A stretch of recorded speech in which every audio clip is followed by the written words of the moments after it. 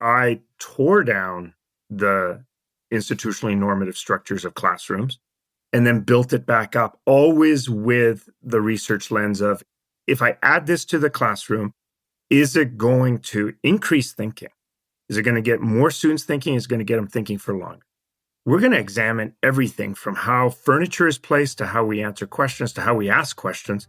And nothing got to come back into that structure unless it could show that it increased thinking. And not only that it increased thinking, that it increased thinking more than anything else that we tried. Welcome to the Work for Humans podcast. This is Dart Lindsley.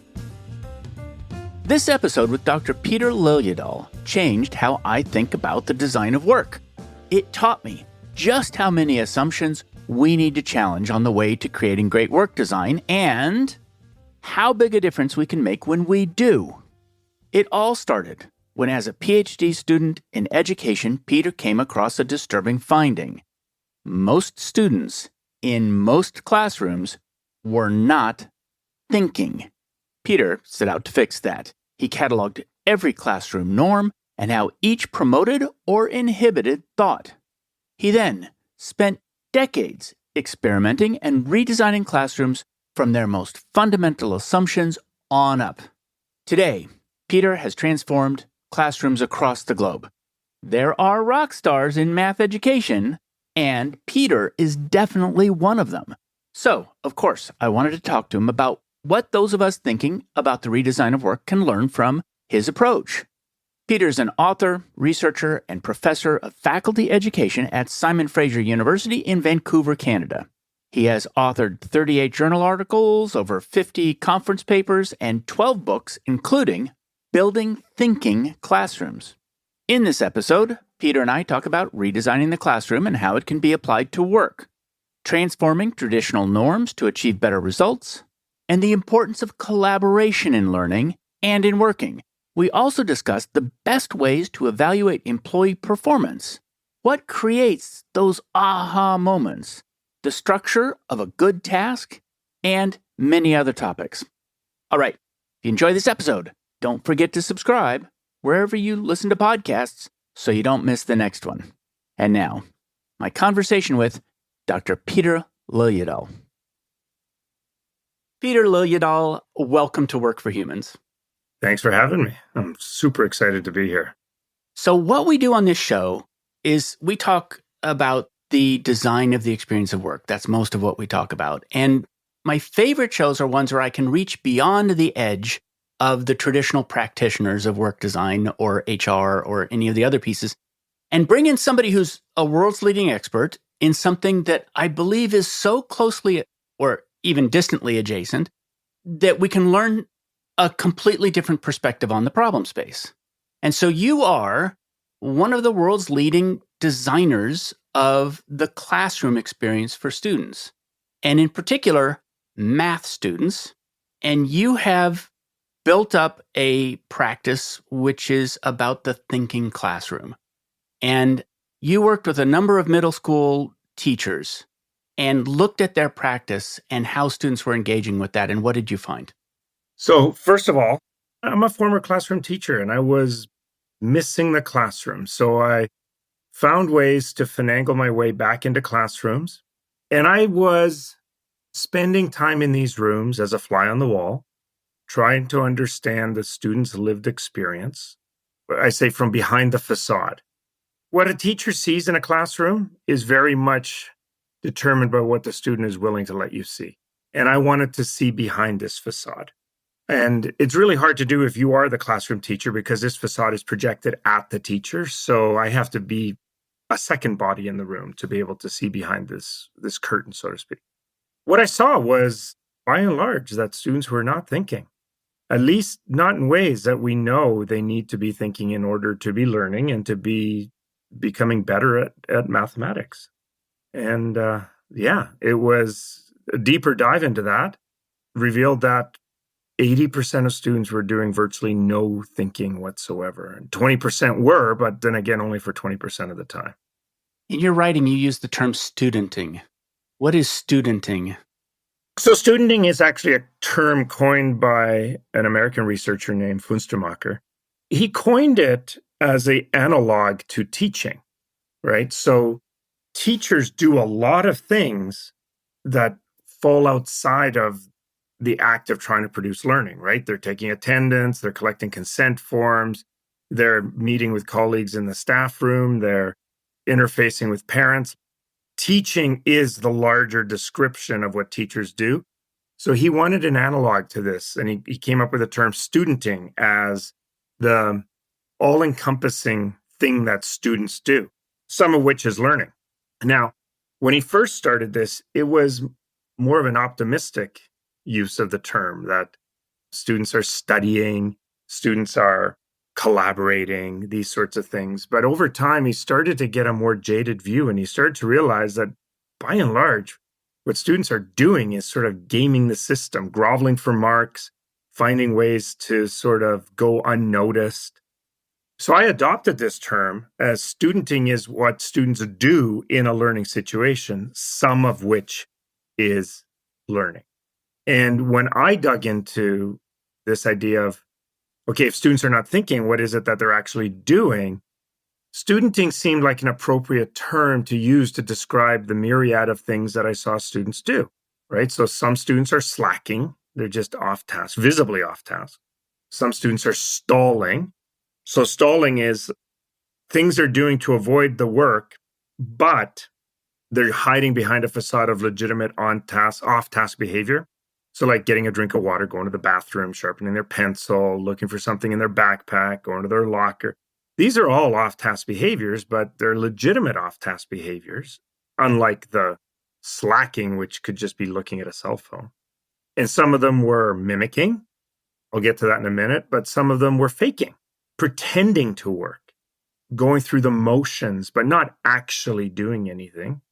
The vast majority were mimicking, which you would think is more synonymous with learning than not. But when you dive into the motivations of what it is that students are doing when they're mimicking, their motive is not necessarily learning. Their motive is production. It's just to produce for you the things that you've asked for. So it's a way of sort of checking boxes, let's say, jumping through hoops to satisfy your needs for production, productive behavior and compliance, and then they're doing those things.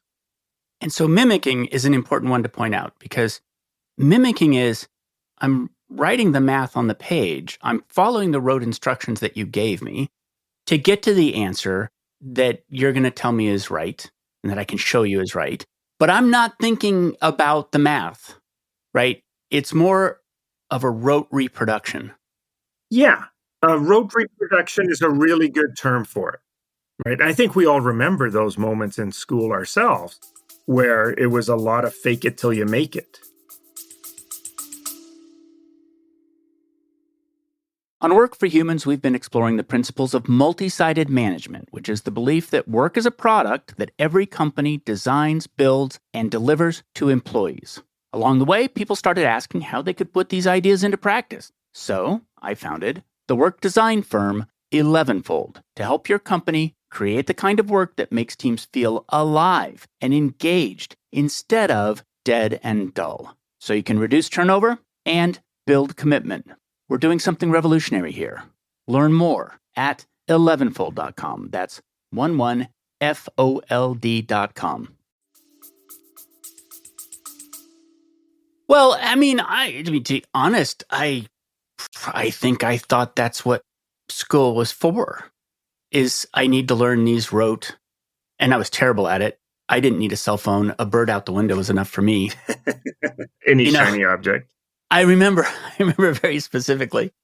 And I'll tell you where we're going to tie this in, because it's interesting. There's studenting, which has this performative aspect to it. Some percentage of it is performative. And it reminds me very much of the term kayfabe, which comes from big time wrestling, which is we're going to pretend to be in a fight here. We're going to pretend to be wrestling. But there's studenting.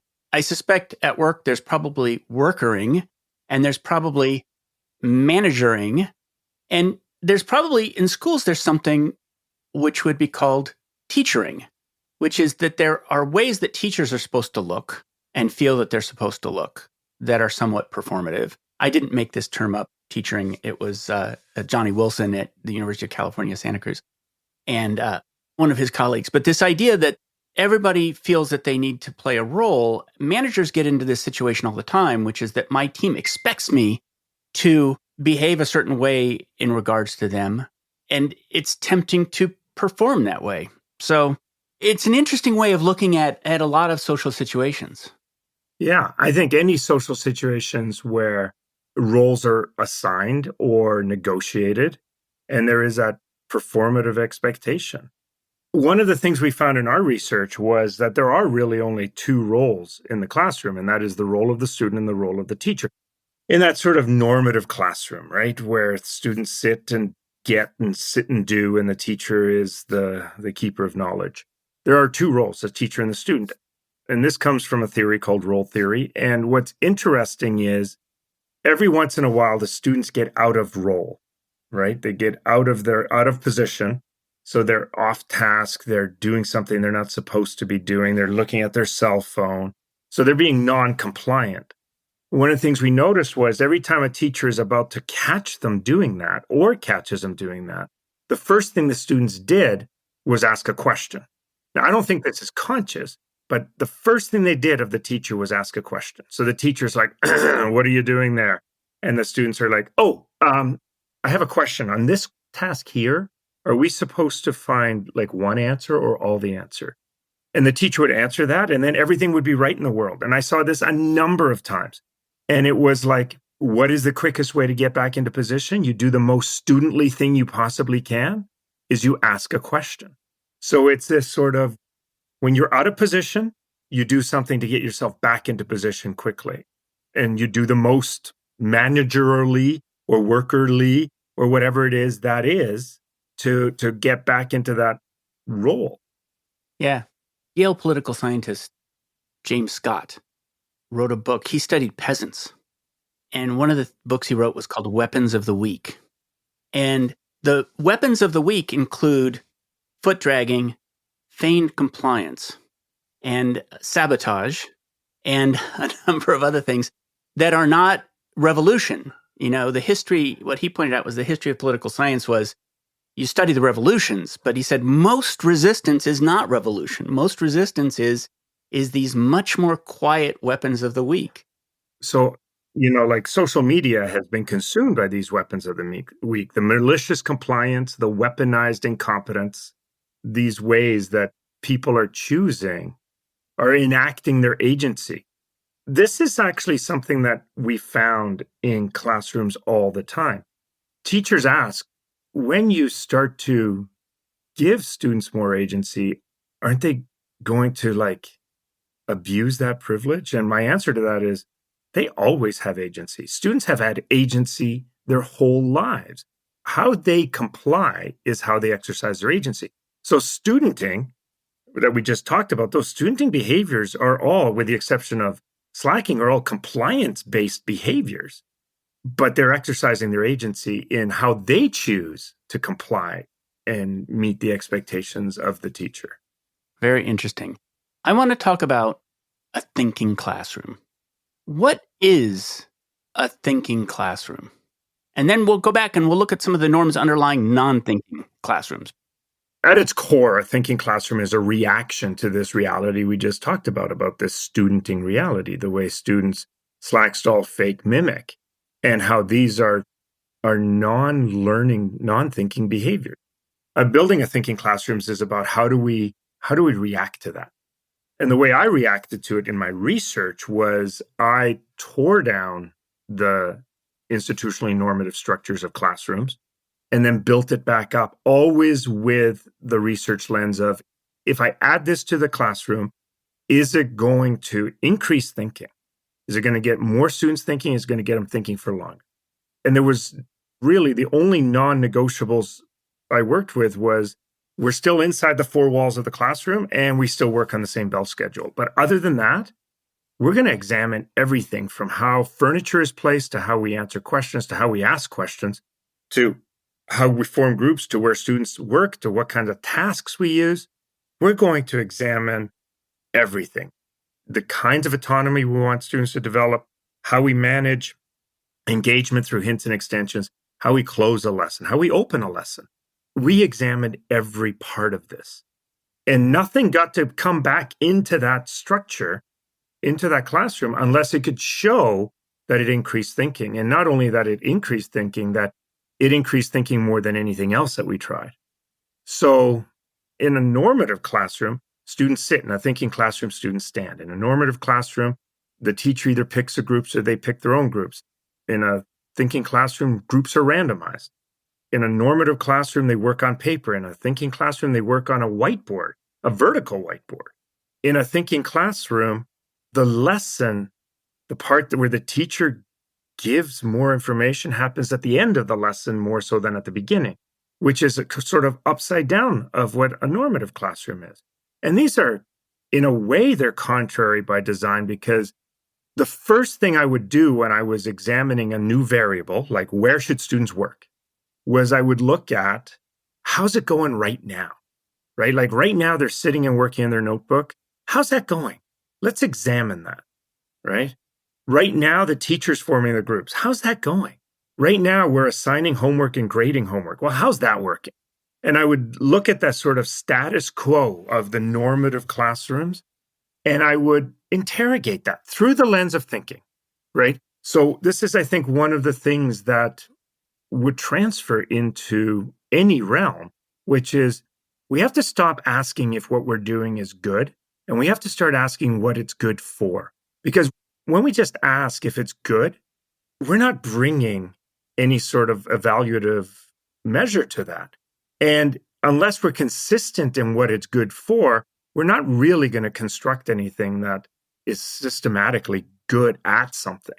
So I kept asking the question is this good for thinking? Is this good for thinking? Is this good for thinking? So when I look at homework, is this good for thinking? When I look at the way students write notes, is this good for thinking? And by asking that question over and over and over again, it revealed that most of what we do in classrooms is highly ineffective for thinking. And it wasn't designed for thinking. Classrooms were designed for conformity and compliance. So then when we take these things out and build it back up, always with that question in mind, is this good for thinking? What reveals itself to be true is that we need to do things different. And that's what the research showed. We need to have students standing, working on vertical whiteboards in random groups of 3, by the way. 1 marker per group is an incredibly productive space for getting students to think. We have to stop asking the question, is something good? And start asking the question, what is it good for? Because when we ask the question, is it good? The answer could be yes in every circumstance, but we haven't really brought an evaluative measure to it. We haven't brought some standard to it. What I was asking was, is it good for thinking? When I sign homework and then I'm graded, is that good for thinking?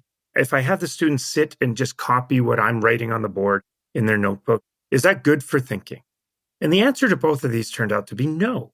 So now we got to do it differently. We got to find a different way to do homework. We got to find a different way to do notes in such a way that it is good for thinking. Now, thinking was the thing I chose to pursue, and that needed those answers. We needed to start looking at the classroom through that question. Is this good for thinking? Can I get more students thinking? Can I get them thinking for longer? There's a couple of different points in there. First of all, one of the experiments you did, which I admired, was you just said, how's furniture working? Let's get rid of all of it. So students came into class one day and there wasn't a stick of furniture in the room. How'd that work? And so you were doubting every fundamental assumption and you were starting from scratch at every point, of the process. Yeah. And in fact, I used what I call the contrarian approach, which is when something reveals itself to be really ineffective, do we really want to save any part of it? Or can we just throw it all out? Or should we just throw it all out?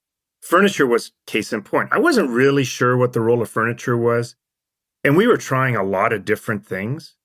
At the beginning, we were being really adventurous. So yeah, a group of 8 teachers, we took out all the furniture. Kids came in the next day, no furniture.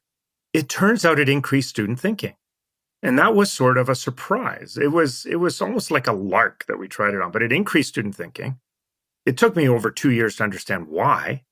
And the answer to that comes from something called systems theory, which is out of the 1970s. But systems theory is this understanding that almost all social situations can be described as a system. It's a collection of agents and forces. So in a classroom, you got the teacher and then you got all the students. Those are the agents. And then there's forces between all of them. The teacher's exerting forces on the students are exerting forces on the teacher, the students are exerting forces on each other. But then there's also other agents. There's the parents. They're exerting forces on the teacher and the students. Then there's the administration. Then there's colleagues. Then there's the state exam or whatever. There's all these agents acting inside of this system. They're all exerting forces. And when you have a bunch of agents and a bunch of forces, eventually the system will reach a stasis point, a stable point, a point where all of these sorts of agents have sort of found their place and balanced each other out so that this system is now stable. And once stable, it is incredibly hard to change a system. One of the things we know about systems is that they defend themselves. When one of the agents tries to make change, the rest of the system defends itself because all of these forces are pulling on this. And this is a theory that's been used to explain how a lot of systems, organizations, classrooms, government agencies, how things don't change over time. You replace an agent with another agent, it maybe restabilizes marginally different, but not significantly different. Well, if that's true, how do you change anything? Well, it turns out that the way you change a system is you overwhelm the system. You produce so much new force that the whole system has to find a new stable point. And I think taking out the furniture did that. I want to call out the different norms that you examined. And then I want to talk about, for some of them anyway, the ways in which you transformed those norms, the way you started over with those norms. So here are the 14. What types of tasks we use. This is in a classroom. How we form collaborative groups, where students work, how we arrange the furniture, how we answer questions, when, where, and how tasks are given, what homework looks like, how we foster student autonomy, how we use hints and extensions, how we consolidate a lesson, how students take notes, how we choose to evaluate. It's going to be a big one that we're going to talk about. How we use formative assessment, and how we grade. It's another one I know we're going to want to talk about. And what you've done in each of those is you've come up with a reframe of that thing. And so I'll just give one example. Vertical non-permanent surfaces. It's actually not furniture. It's where students work. Yeah. So let's just talk about that one and what difference you saw when you took people away from their desks and you put them at vertical non-permanent surfaces. First of all, what is a vertical non-permanent surface? So we used to just call them whiteboards because that was what we were using when we were testing. But then we discovered that teachers are well, we didn't discover this, we knew this. Teachers are incredibly innovative. So we see the same effect if the students are writing on a window, writing on the side of a file cabinet, writing on a vinyl picnic table cover stapled to a bulletin board, writing on a chalkboard, kinda. It turns out it doesn't have to be a whiteboard. It just has to be vertical and erasable. So what were the big changes we saw in student behavior when we shifted from having students sitting, writing in their notebook to standing, working on a vertical whiteboard? So the first thing I'll say is, let's look at the status quo. How's that going, sitting and writing in a notebook? I was encountering students who spend more time sitting, writing in a notebook in a 24-hour period of time than they spend sleeping. Now, I think the adult version of that is that there are people in this world who sit and work on a computer more than they spend sleeping in a 24-hour period of time. But we wanted to examine this. Is this really the best place? The notebook has sort of become this catch-all.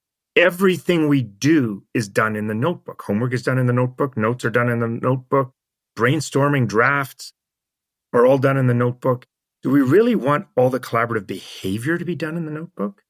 So we started experimenting with different surfaces. What if they worked on bigger surfaces? What if they worked on digital surfaces? What if they worked on surfaces that were on the walls rather than on tables and so on. And the one that was a clear winner, like the clear winner by a long shot, was when they stood and worked at a vertical whiteboard or any sort of proxy for that.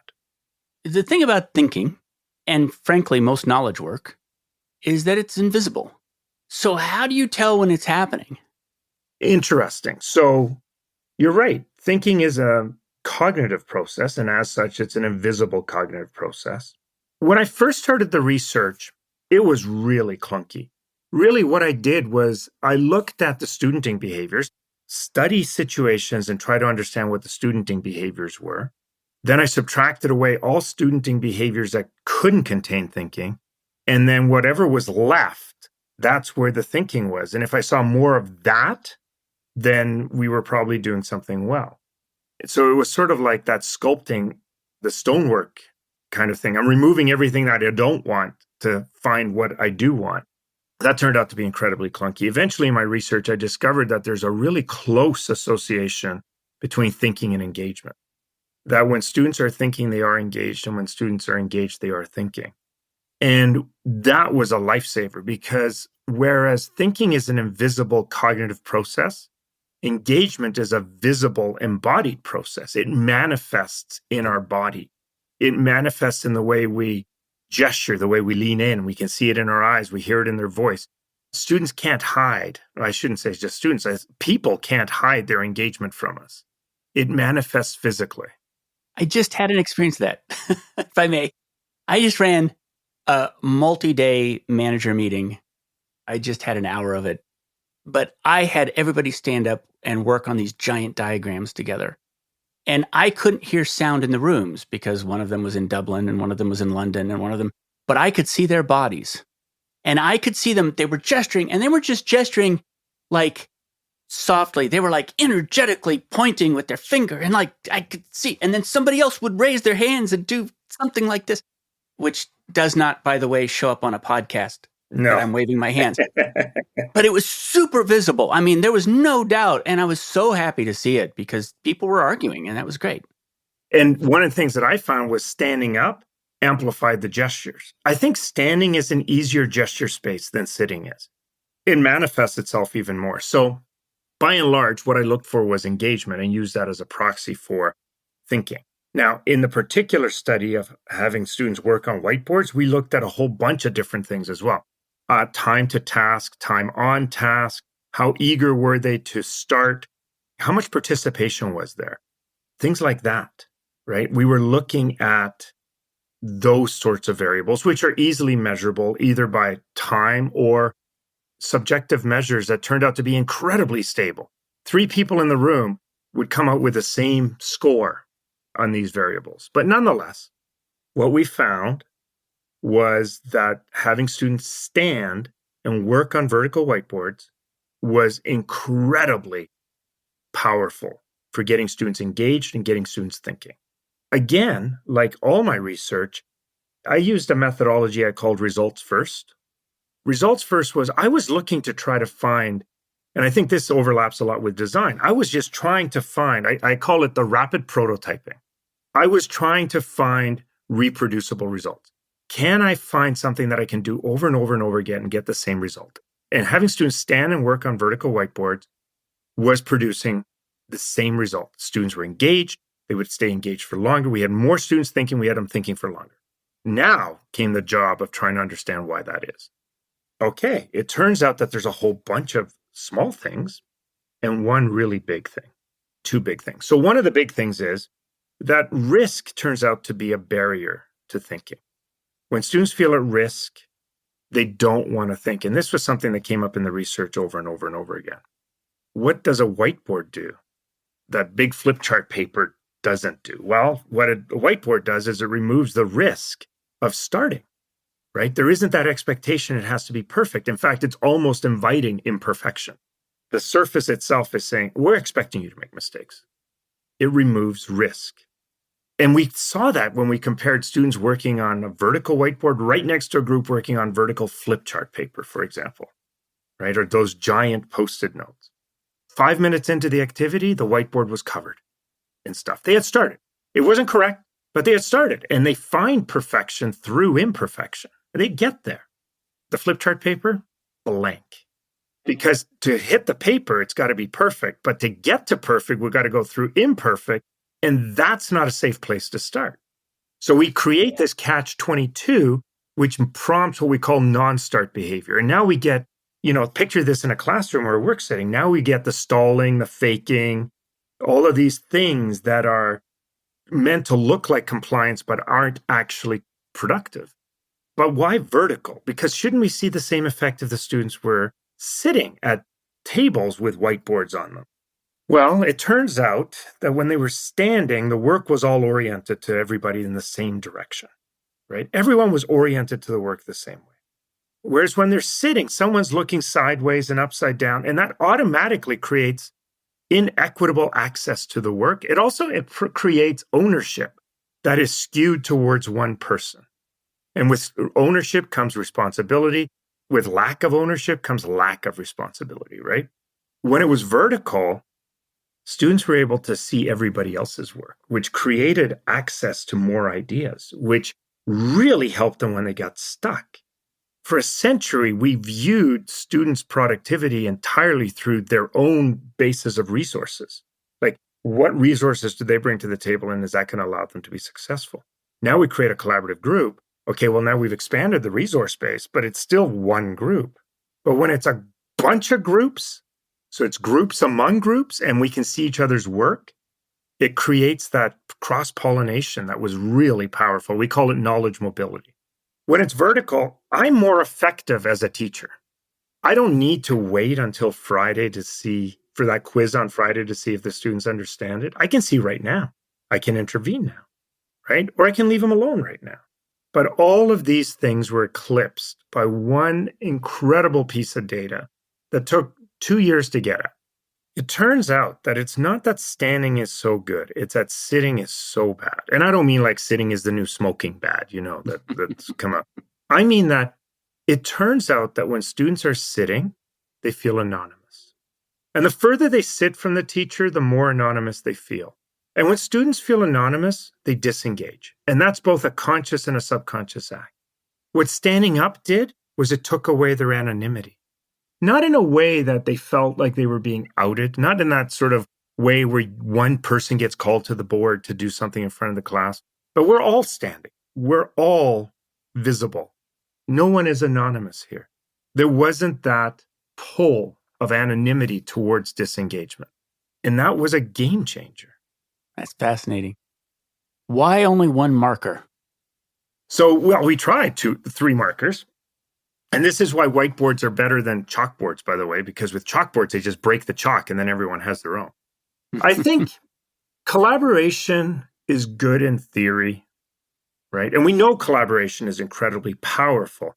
But the fact that humans are naturally collaborative, I think, needs to be examined a little bit more. What one marker did, I call one marker a forcing function.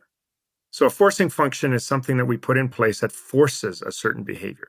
Like if I set the alarm clock across the room, it forces me to get out of bed to turn it off. That's a forcing function. One marker is a forcing function. It forces collaboration. It forces students to talk to each other because there's only one person with a marker. And the marker has to move. Yeah, I've experienced that running meetings. When more than one person come up to the board and start writing simultaneously, they're not talking to each other anymore. They're not interacting anymore. They've gone into their own world. They're solving their own problem. And that's almost always when I call a timeout because we've lost it. We've lost it. We're not a room anymore. And the smartest person in the room is the room. That was one of the big outcomes of our research. The smartest person in the room is the room. We need to trust the knowledge that's in the room. It's so rich. And how did students perceive each other differently in this collaborative setting? That perception, I think, is more created by the visibly random groups. So it's not just that it's a group of 3. And it's not that they got to self-select, and it's not that the teacher selected them. It was random. And it was frequent, about once every 60 to 75 minutes. So every lesson the students come in, they get a new random group of 3, and they're working together. What that did was it created community. because within 3 weeks, everybody has worked with everybody else. And when community is formed, empathy is unlocked. Students have a tremendous capacity for empathy. I don't think normative classrooms bring that out in them because they don't form community in the same way. But when community is formed, empathy is unlocked and they have tremendous care for each other. And then we see a different level of collaboration.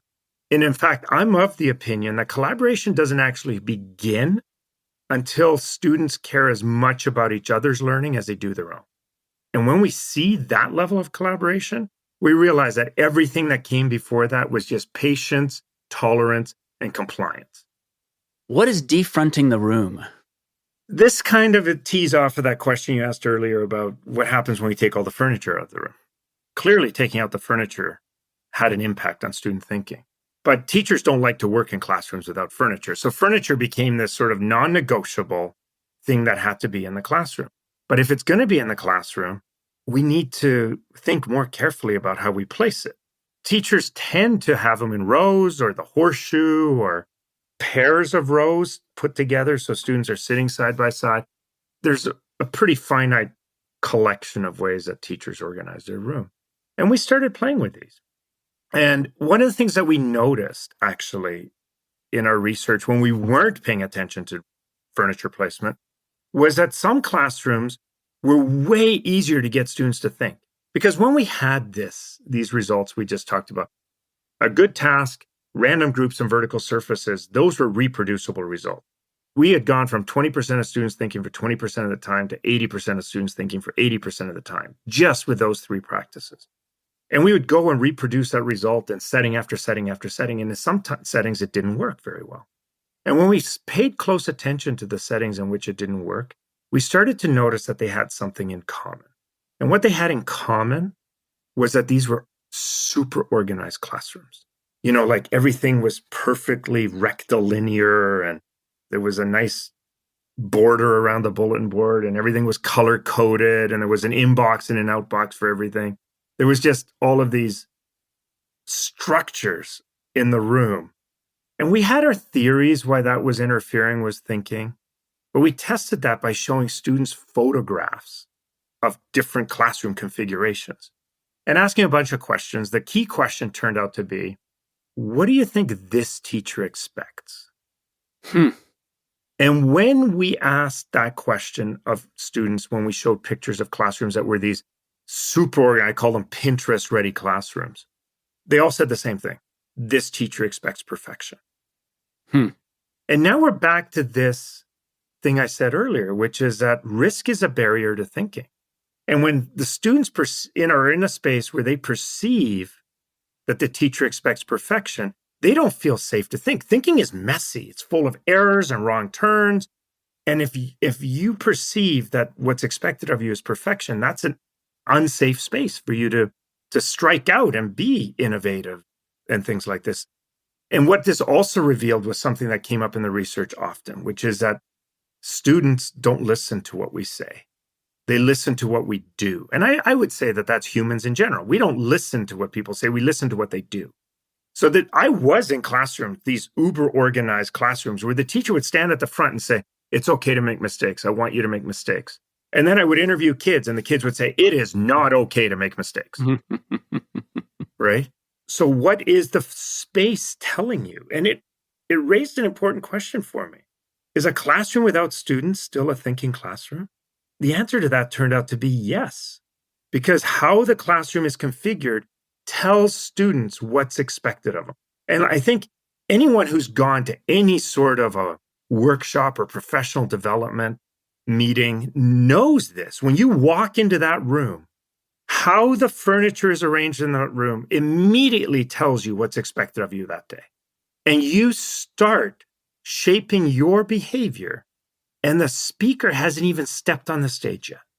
What is the room saying to the people in it, what's expected of them, and what's safe to do in that space? There's a practice that I've started in my company, which is flipping the org chart. Org charts have a manager at the top, and then there's people below. And that whole metaphor there is a metaphor of control above and controlled below. And so flipping the org chart puts the manager below in a support role. And metaphorically, it frames the people who would normally be at the bottom of the org chart as being at the top, like growing branches up toward the sky. It's been a really interesting experience. And part of the experience is that when you first do that as a manager, it smarts a little bit. Because you're like, I used to be important, and now I'm just like, what am I? Do teachers have to think of themselves differently in a thinking classroom? And what is the difference? Definitely, you have to think about yourself differently. You have to think of yourself as someone whose job it is to mobilize knowledge, to be in that supportive role, rather than be the one who holds the knowledge and then doles out the knowledge. You have to create the environment in which knowledge can be discovered and knowledge can be mobilized. So your role is very different. Sometimes you have to seed the space with a little bit of information at the beginning, a bit of knowledge, just to prime the pump, create that directive or the direction or the goal, right? And then you work in that supportive role. And it's incredibly difficult. The hardest part about it is stopping your own habits of meddling, of interfering, letting groups just work, letting them stay in that state of struggle a little bit. We want to save, we want to ease the path. We want to do these sorts of things as classroom teachers. And we have to start to recognize that our job is different in these spaces. I think our job is harder in these spaces because we have to check so many of the things that we're used to doing, like answering questions at every turn and so on and so forth. But also because we have to plan in a more organic way. So we have to work with what the room is giving us rather than what we give the room. So we have to be more responsive, and we have to be responsive in the moment rather than plan ahead and then just push it down and will the room to be a certain way. We have to work with what the room is giving us. It's more like gardening or farming than building. It's a different metaphor. And I think that some people's identities must be quite threatened by that, which is my identity is I love to walk into the classroom and be the expert and provide the knowledge. And now I have to do something that is not my value anymore. Or I like to be at the front of the stage. I like to be up on stage and I like to perform. And now that's not my value anymore. My value is something subtler and harder to see, even for myself. I have this saying, which is being in a thinking classrooms is about how can I create learning without leaving footprints of teaching? How can I make the students so that when they walk out of the room, they're feeling like they're the ones who achieved it. And my fingerprints are all over it. They just can't see it. I created the environment. I created the focus. I created the impetus, and I managed things around the fringes. But I want them feeling differently about it as well. It's not just me. Now, one of the things that's interesting about this is that teaching satisfaction is way up with teachers who enact this. So it's kind of weird. I'm asking you to do something that is harder, that is more frightening because I have less control, and yet there's more satisfaction. And I think that satisfaction comes from the fact that we get to see our students flourish, right?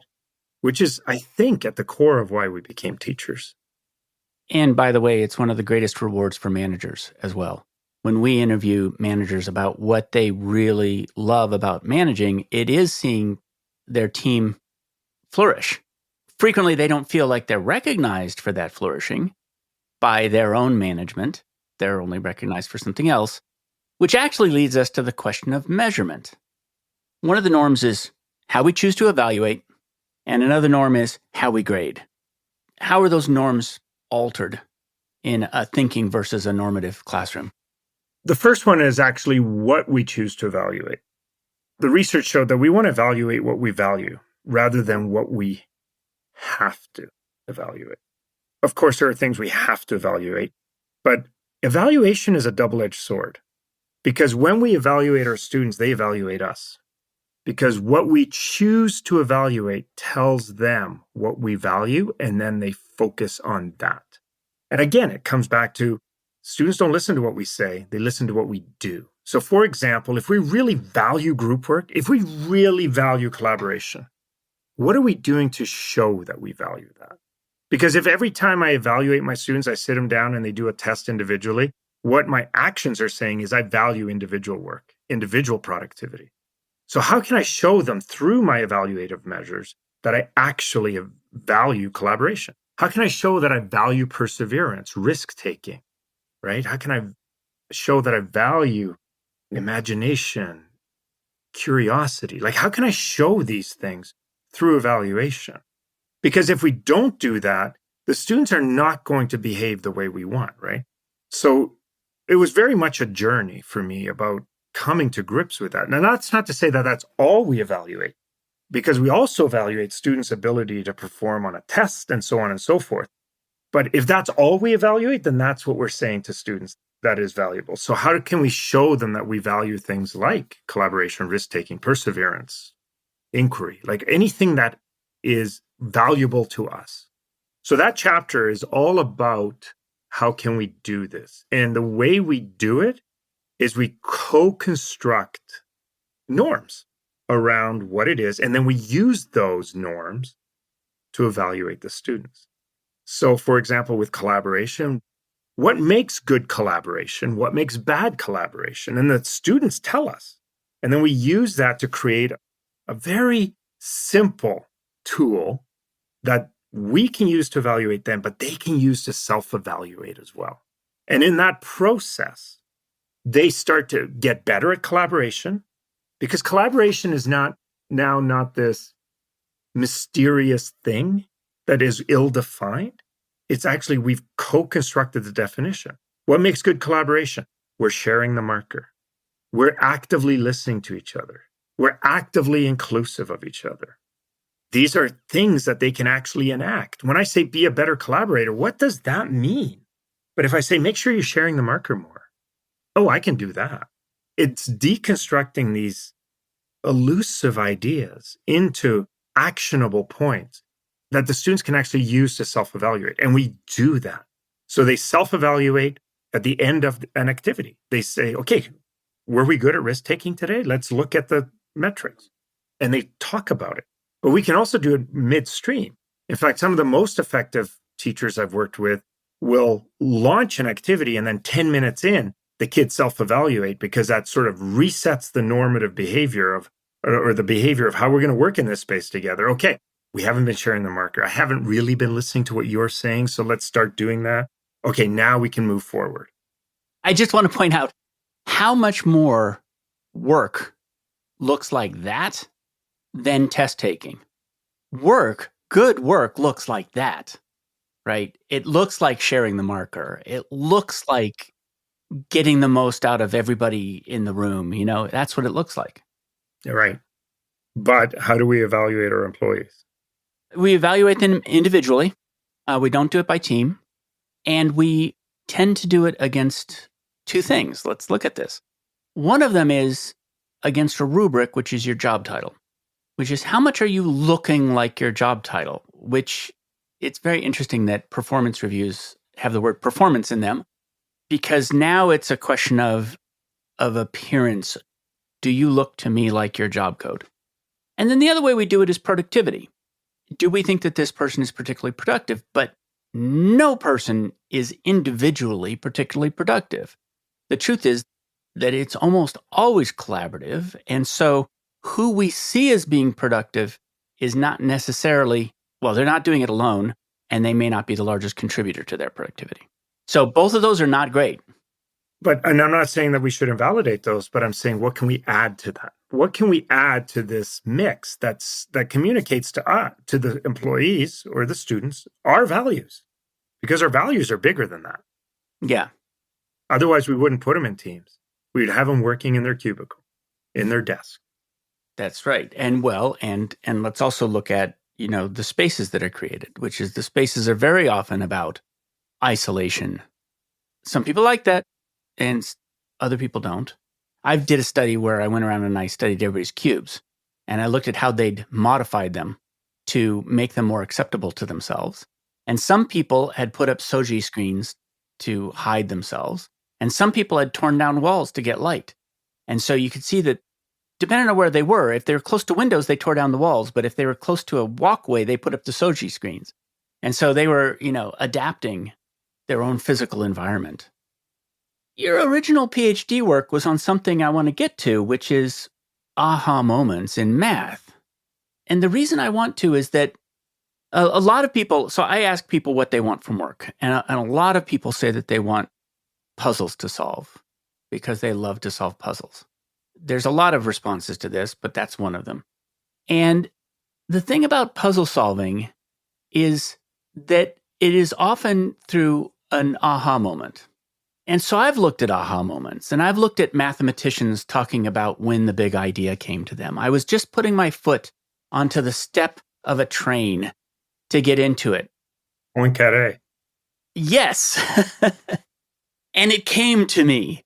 And the situation that he was in to have that insight was he was going on a vacation. I mean, I don't know what he was doing, some holiday or something.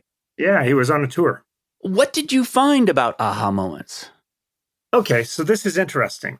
So the first thing I found about aha moments is that they're mostly an affective experience, more so than a cognitive experience. Because I interviewed or surveyed and interviewed. So I looked at three distinct populations. I looked at pre-service teachers, I looked at undergraduate students, but I also looked at research mathematicians. These were award-winning research mathematicians, including Fields medalists and members of prestigious organizations and so on and so forth. And I read extensively the work of Henri Poincaré and Jacques Hadamard.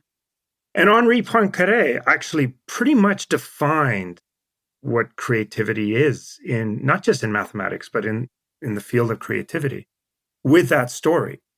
What I found was it was much more an affective experience than a cognitive experience. Because when I took their ideas, the idea that emerged in the moment of the aha, and I lined it up with all the other ideas that had emerged in that process, it was not remarkable. You're saying something that I don't understand. An affective experiences versus a something. What are those versus two a things? cognitive experience. Yeah. So the cognitive phenomena is, what was my idea?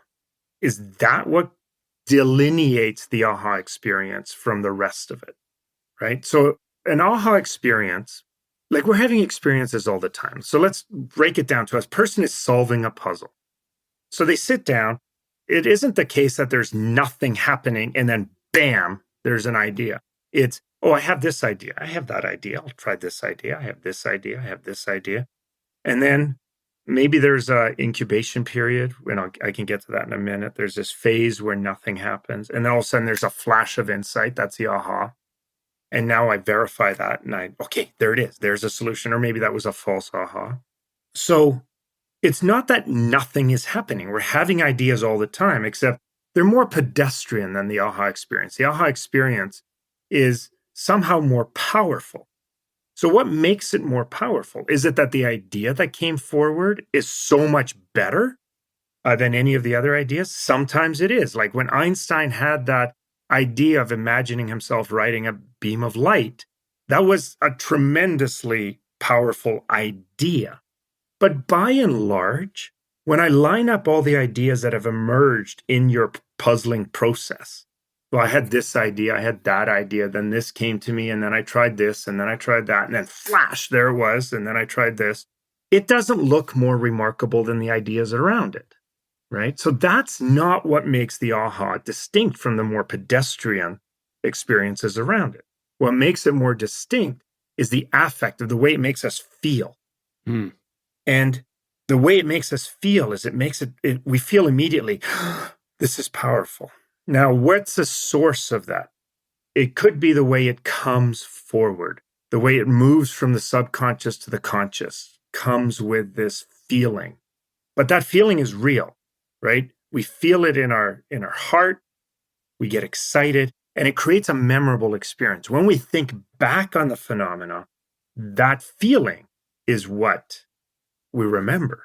So what I found in that study, in that research, was that the aha experience, what demarcates it from other experiences is that it's an affective experience. And it leaves traces. It changes the way we believe, the way we think about things. It changes how we believe, what we believe mathematics is. It changes our self-efficacy. We start to feel more capable.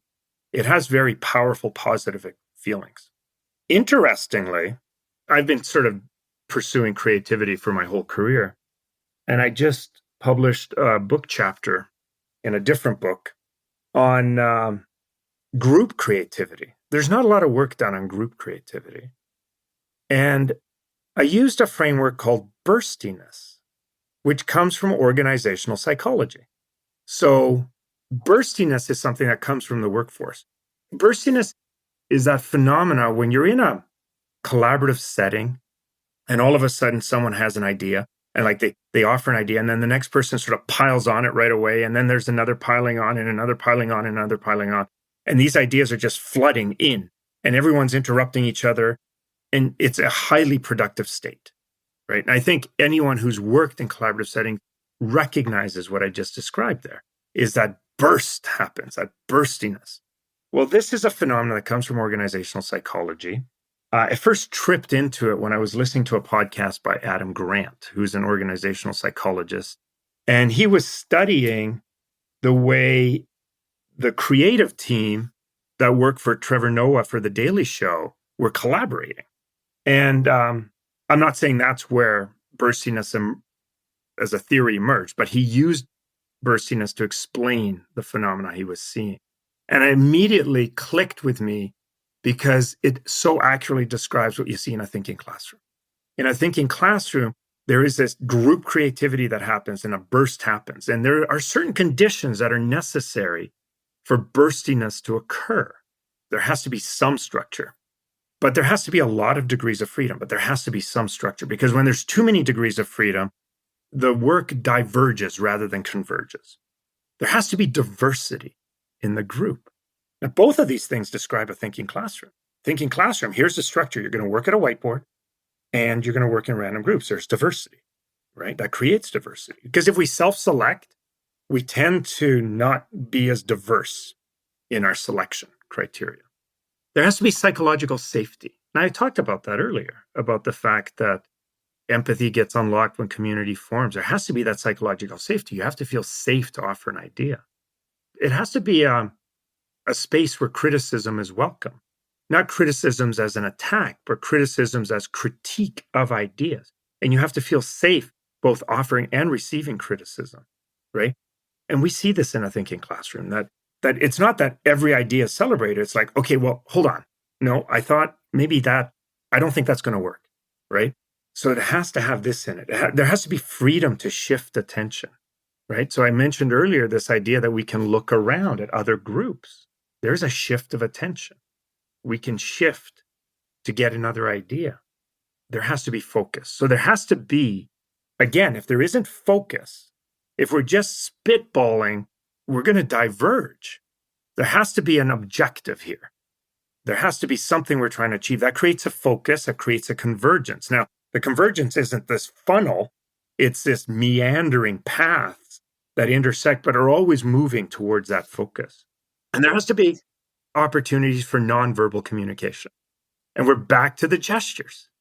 And nonverbal communication is incredibly powerful because it makes interrupting not rude, because it's our gestures that indicate that I want to come in and so on and so forth. And all of these things are present in a thinking classroom. And all of these are conditions necessary for burstiness to occur, that collaborative creativity.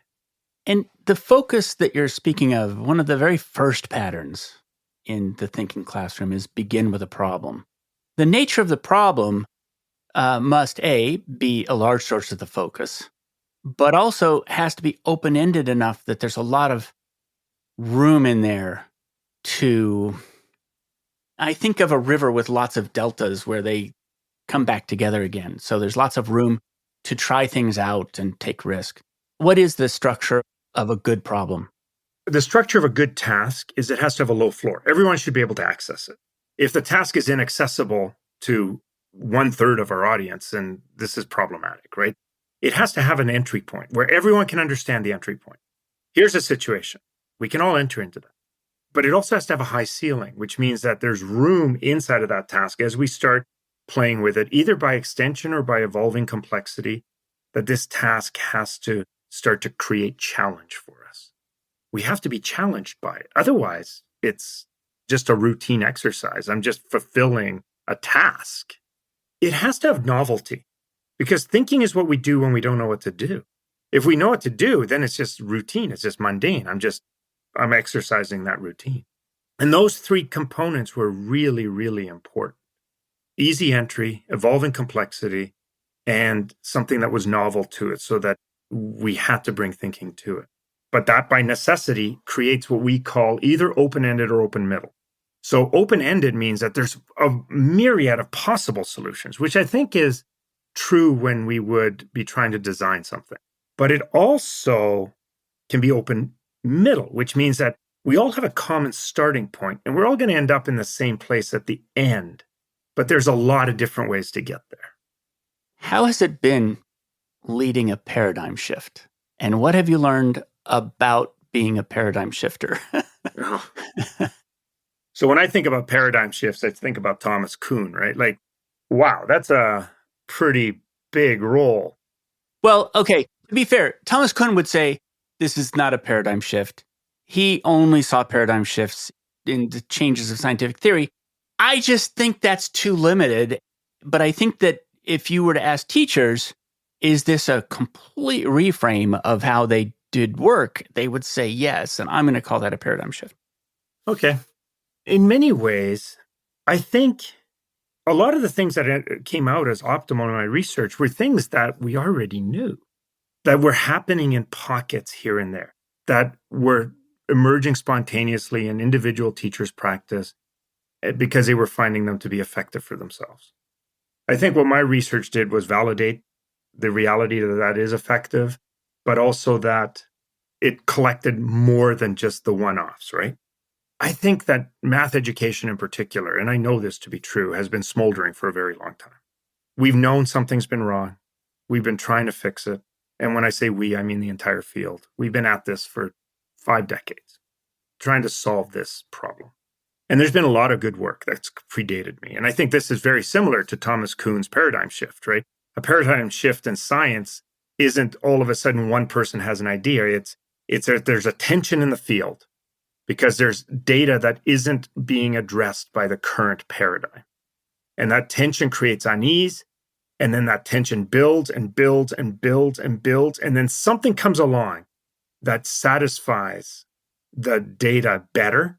And then there's this holistic mass shift to the new paradigm, right? But it doesn't come without tension and deliberate work and effort preceding it. I think that's what's been happening in math education for the last 30, 40, 50 years, is there's been so much good work, but it's always been swimming against the current.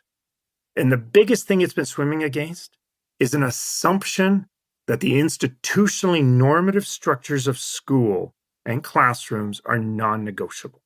That this is what a classroom looks like. We have to have kids sitting in desks. They have to be writing on paper. That we have to move through exercises. That I am the one who holds the knowledge. And now we've been swimming against that current. And then we've been trying to enact change inside of an environment that isn't changing. And one of the things that I've learned from students is that when they walk into an environment that looks like every other environment, they bring their studenting habits with them. And it doesn't matter if I'm trying to make that environment behave differently. Everything about that environment is telling me that I should behave a certain way. And I think what Thinking Classrooms did was say, what if we rethink that? What if we rethink the way that the classroom has to look and operate? And all of a sudden, we have a space that is actually not just conducive to thinking and doesn't just value thinking, but actually is telling students that thinking is important in this space, that it makes the environment operate and be more accepting of this, rather than trying to achieve something new while keeping everyone in the old structure. Rearranging the deck chairs on the Titanic comes to mind. Yeah, it's very similar to what we're working on in this project, which is that everybody knows and has known for a long time that treating employees well and giving them a good experience, something that they engage with and all these different things, is good. But it cannot be enacted in the existing business model.